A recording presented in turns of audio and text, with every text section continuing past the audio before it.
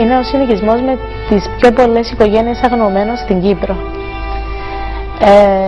Εδώθηκε όταν μετά την εισβολή προσπαθούσαμε να βρούμε σπίτια, εδώθηκε από τον Αρχιεπίσκοπο Μακάριον ειδικά για τις οικογένειες των αγνοωμένων. Έτσι στη δική μου γειτονιά τα πιο πολλά παιδιά μεγαλώναν χωρίς πατέρα. Χωρίς πατέρα και μητέρα, χωρίς πατέρα, μητέρα και τα αδέρφια τους. Αφού πολλές φορές μπορούσαμε να νιώθουμε ευτυχισμένοι γιατί εμείς είχαμε μάμα. Όταν απέναντι από το σπίτι μας έμενε μια οικογένεια που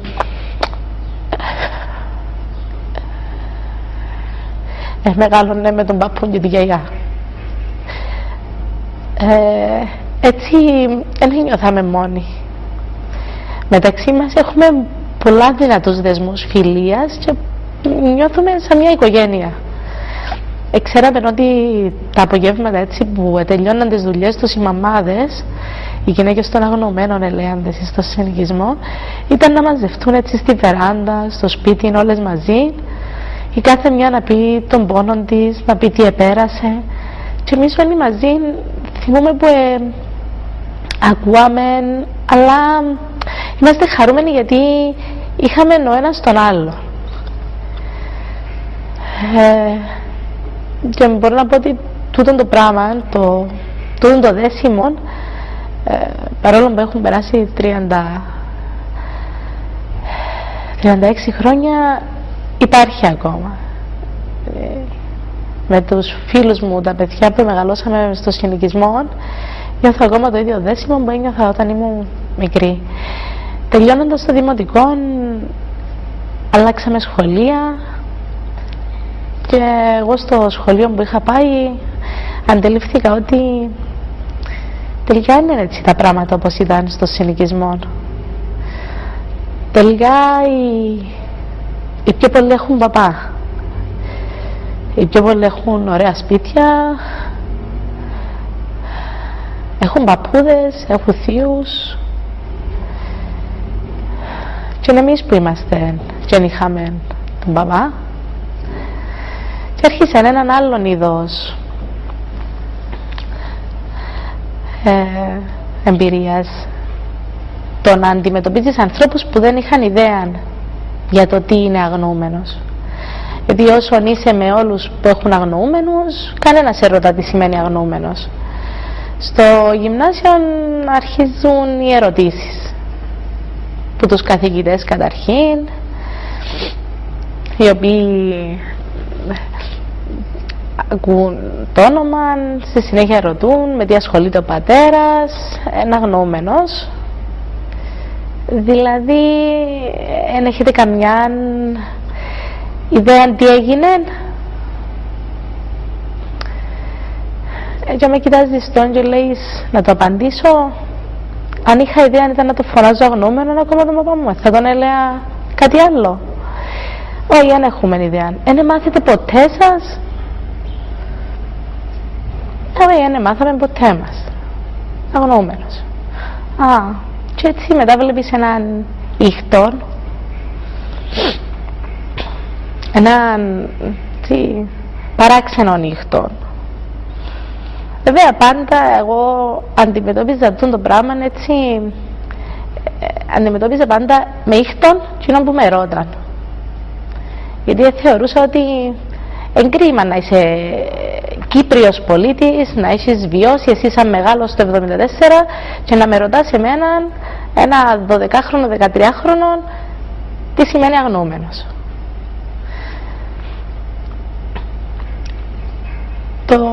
Το γεγονός ότι μεγαλώσαμε με μια μάμα αγωνίστρια μας άφηνε περιθώρια στο να μην συνεχίσουμε να είμαστε αγωνιστές. Δεν μπορούσαμε δηλαδή. Έτσι κατά καιρούς άκουσα την άποψη ότι είσαι πολλά φανατική, είσαι πολλά ακραία, ακούς, συζητάς πάρα πολύ το θέμα και έχεις συγκεκριμένη άποψη. Ενώ τα χρόνια περάσαν, πρέπει να το προσπεράσουμε το πράγμα. νομίζω να υπάρχει κάποιος που να μπορούσε να πει το ίδιο αν συνέβαινε στον εαυτό του. Νομίζω να υπήρχε κάποιος που θα μπορούσε να ξεχάσει ότι μεγάλωσε χωρίς πατέρα. Οι εκταφές και η ταυτοποίηση οστών ήταν μια ακόμα οδυνηρή εμπειρία. Ένα άλλο κεφάλαιο άνοιξε με πρωτόγνωρα αισθήματα. Ο πόνος και πάλι μεγάλος.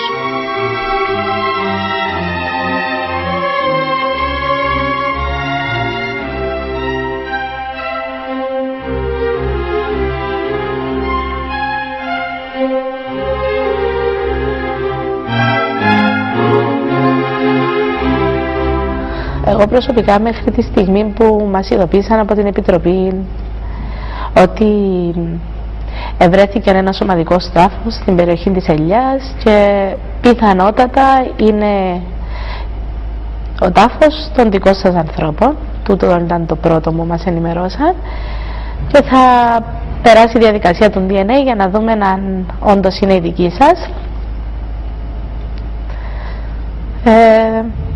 Εκείνο που έλεγα και προσεύχομουν ήταν μακάρι να γίνει ταυτοποίηση και τελικά να μένει μέσα ο παπάς μου.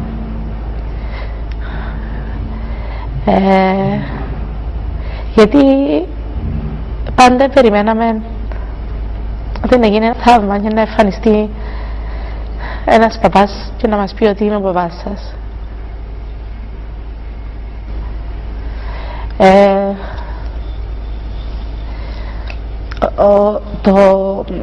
Όταν μας ειδοποίησαν τελικά έγινε η ταυτοποίηση και ότι τα οστά ήταν το δικό μας, νομίζω ότι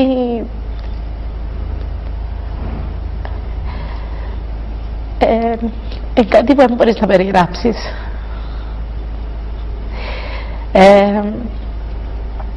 Είχαμε πάει μέσα στο μέρος που γίνεται η ταυτοποίηση στα Ηνωμένα Έθνη.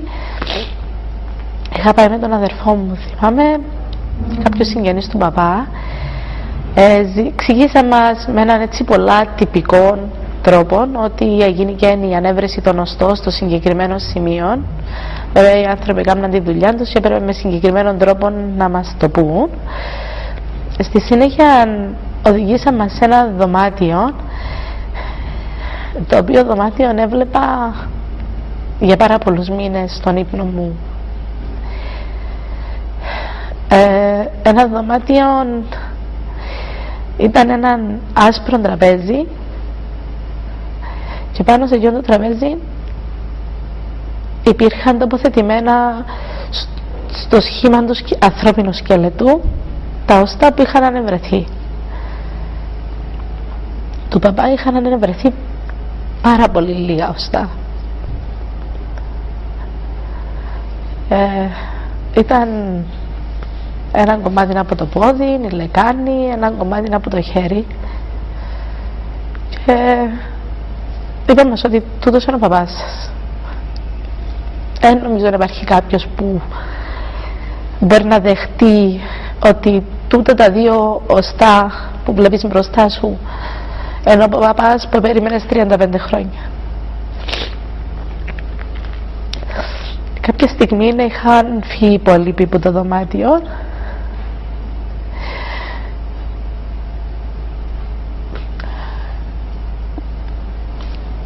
και έμεινα μόνη μου μαζί με τον αδερφό μου και τον παπά.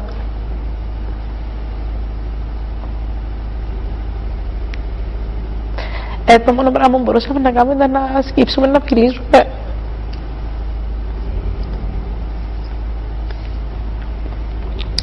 Τούτα τα οστά.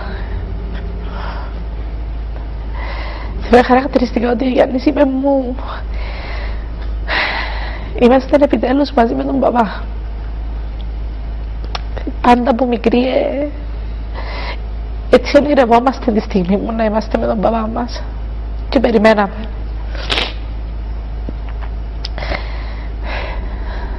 Θυμούμαι ότι για χρόνια, πάρα πολλά χρόνια, δηλαδή μέχρι που, αν δεν κάνω λάθος, μέχρι τον καιρό που σπούδαζα,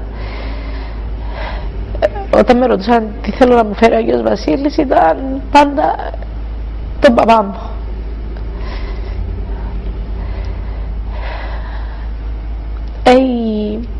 Η κηδεία ήταν έναν είδος ανακούφισης.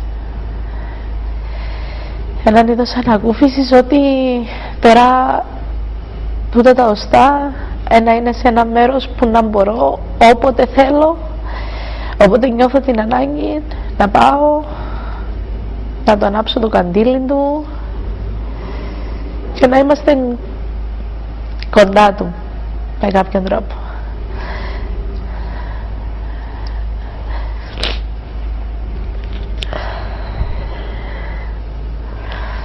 Ένα ανακούφιση το ότι... Τουλάχιστον όμως πήρες το χέρι του.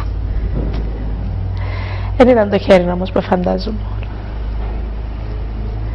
Και εκείνο το χέρι σίγουρα δεν μπορούσε να με σφίξει. Φίλησες το χέρι του όμως. Εν τούτο που λέω ότι είναι τρομερή ανακούφιση. Και με τις φίλες μου, τους φίλους μου που έχουν τον πατέρα τους αγνοούμενο, τούτο που τους λέω ότι μακάρι να σας δοθεί και σας μια απάντηση για να νιώσετε τούτη την ανακούφιση.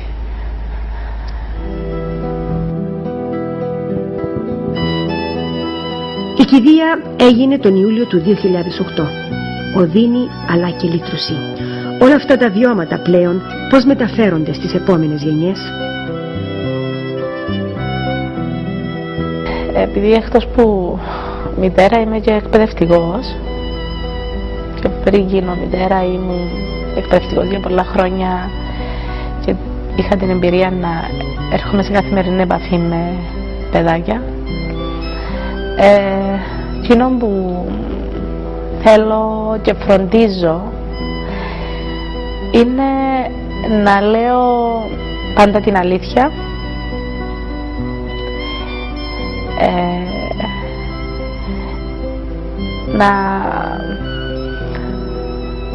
να μεταφέρω το τι ένιωσα, το τι εβίωσα, το πώς έζησα και στα δικά μου τα παιδιά αλλά και στα παιδιά, στους μαθητές μου, γιατί νομίζω ότι αν έχεις μπροστά σου έναν άνθρωπο που έχει βιώσει τον πόνο, την καρτερία, την έλλειψη,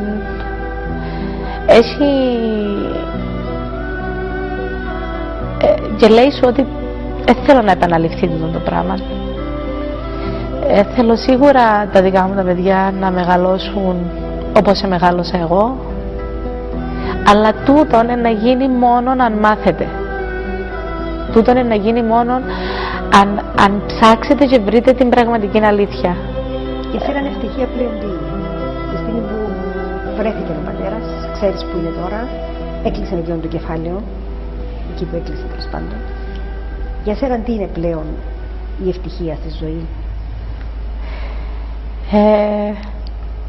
Νομίζω ότι να είμαι πάρα πολύ ευτυχισμένη αν μπορέσω κάποια στιγμή να επιστρέψω στην Κερίνια, να ξαναφτιάξω το σπίτι της μάμας και του παπά και να μπορώ να ξυπνώ και να βλέπω το πράσινο και το γαλάζιο και τη θάλασσα και να μυρίζουμε το γιασεμίν που ο παπάς εφύτεψε στην αυλή μας.